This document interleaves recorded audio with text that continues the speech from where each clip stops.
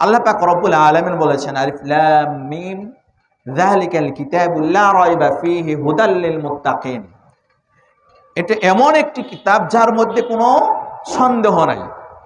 হুদাল লিল মুত্তাকিন, এই কিতাবটা ঈমানদারদের কথা বলেন নাই, সালাতীদের কথা বলেন নাই, সিয়াম পালনকারীদের কথা বলেন নাই, হজ আদায়কারীদের বলেন নাই, বলেছেন মুত্তাকি যারা তাদেরকে পথ প্রদর্শক, তাদেরকে এই কিতাবটা পথ দেখাবে কোন পথে চললে জান্নাতে যাওয়া যাবে।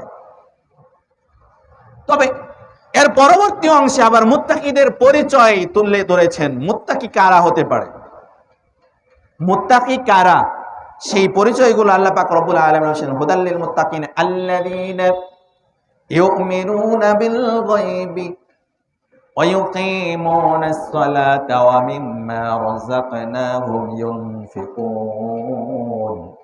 মুত্তাকি গুণাবলী, মুত্তাকির পরিচয় তুলে ধরে আল্লাহ পাক রব্বুল আলামিন বলেছেন মুত্তাকি হচ্ছে তারা যারা আমাকে না দেখে, আমার জাহান্নাম না দেখে, জাহান্নামের ভয়াবহ শাস্তি না দেখে, জান্নাতের সেই অফুরন্ত সুখ শান্তি না দেখে, যারা কিয়ামত না দেখে, যারা ফেরেশতা না দেখে, শুধুমাত্র আমার কথাই বিশ্বাস করেছে, অদৃশ্যের প্রতি বিশ্বাস স্থাপন করেছে, গায়েবের প্রতি বিশ্বাস স্থাপন করেছে, ওরা হচ্ছে মুত্তাকি।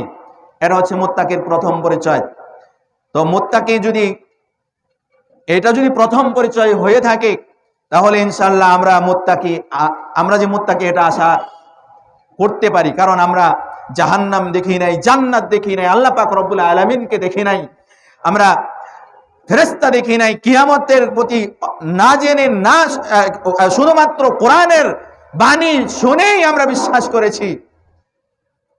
আমরা এই যে বিশ্বাস করেছি, এই হিসাবে আমরা বলতে পারি যে আমরা মুত্তাকির প্রথম স্তর যেটা, সেটা আমরা আছি। আল্লাযীনা ইউমিনুনা বিল গায়ব, এটা হচ্ছে মুত্তাকির প্রথম পরিচয়। ওয়া ইউকিমুনাস সালাহ, এবং দ্বিতীয় পরিচয় হচ্ছে ও সালাত আদায় করবে, সালাত প্রতিষ্ঠা করবে। এক ওয়াক্ত দুই ওয়াক্ত নয়, ওর জীবনে কখনো কোনোদিনও সালাত পরিত্যাগ করবে না।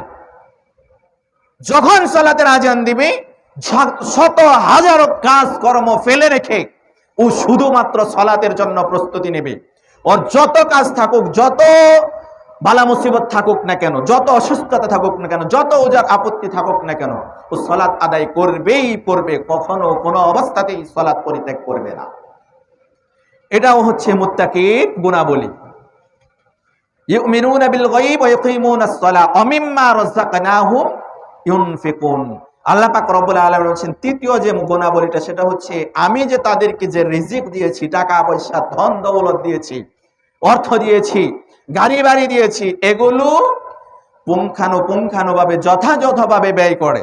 শুধুমাত্র নিজেদের সম্পদ গচ্ছিত করে না, নিজেদের সম্পদ বৃদ্ধি করে না, নিজেদের ধন দৌলত যা দিয়েছি সেগুলো হিসাব করে মানুষকে যাকাত আদায় করে, সেগুলো হিসাব করে গরিব মিসকিনকে দান করে, সেগুলো হিসাব করে মসজিদ মাদ্রাসার জন্য দান করে, দান খয়রাত করে। এটা হচ্ছে মুত্তাকির তৃতীয় গুণাবলী। ধন সম্পদ শুধু গড়ে না, ধন সম্পদ যা দিয়েছে সেটা খুশি মনে সেগুলো আল্লাহর রাস্তায় ব্যয় করে। ওয়ামিম্মা রাযাকনাহুম ইউনফিকুন। এরপরে আল্লাহ পাক রব্বুল আলামিন বলেছেন আরো গুণাবলী রয়েছে, আল্লাযীনা ইউমিনুনা বিমা উনজিলা ইলাইকা ওয়া মা উনজিলা মিন ক্বাবলিক। মুত্তাকির আরেকটা পরিচয়, সে পরিচয়টা হচ্ছে যে আল্লাযীনা ইউমিনুনা বিমা উনজিলা ইলাইক, সে ঈমান আনয়ন করে। যারা ঈমান আনয়ন করে, আমি তাদের প্রতি যে কিতাব নাজিল করেছে সেই কিতাবের প্রতি ঈমান আনয়ন করে। ইউমিনুনা বিমা উনজিলা ইলাইকা ওয়া মা উনজিলা মিন ক্বাবলিক, এবং তার পূর্বে যে কিতাবগুলো আমি নাজিল করেছি, অন্যান্য নবী রাসূলদের প্রতি যে কিতাবগুলো নাজিল করেছি, যদিও সেগুলো আমলযোগ্য নয়, এখন কোরআন নাজিলের পরে সেগুলো বাতিল হয়ে গিয়েছে, তারপরে কিন্তু সেগুলো বিশ্বাস করতে হবে। পূর্ববর্তী যে নবী এসেছিল, রাসূল এসেছিল, সব নবী রাসূলদের প্রতি বিশ্বাস স্থাপন করতে হবে। তাদের উপর যে কিতাব নাজিল হয়েছিল সে কিতাবের প্রতি বিশ্বাস স্থাপন করতে হবে। এগুলোর প্রতি যে বিশ্বাস করে আমাদের উপর যে কিতাব নাজিল হয়েছে, নবী রাসূল সাল্লাল্লাহু আলাইহি সাল্লামের উপর যে কিতাব নাজিল হয়েছে সে কিতাবের প্রতি বিশ্বাস স্থাপন করা। শুধু বিশ্বাস করলেই তো চলবে না।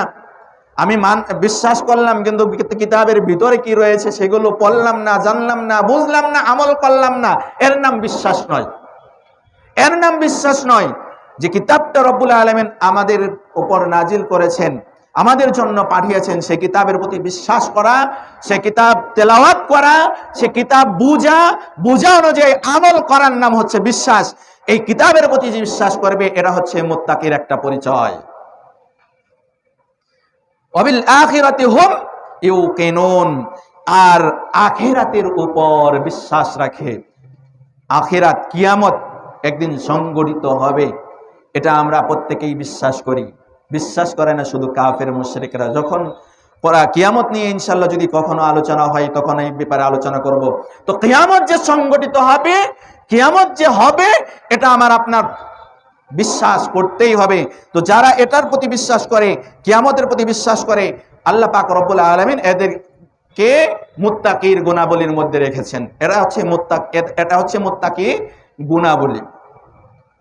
তো এই সমস্ত কাজকর্ম যারা করবে, সালাত, যাকাত, সিয়াম, তারপর কিতাবের প্রতি বিশ্বাস, আখিরাতের প্রতি বিশ্বাস, আল্লাহ পাক রব্বুল আলামিন পরবর্তীতে বলছেন উলাইকা আলা হুদাম মির রাব্বিহিম, এরাই হচ্ছে তাদের রবের পক্ষ থেকে হেদায়েতের উপর প্রতিষ্ঠিত রয়েছে। সুবহানাল্লাহ।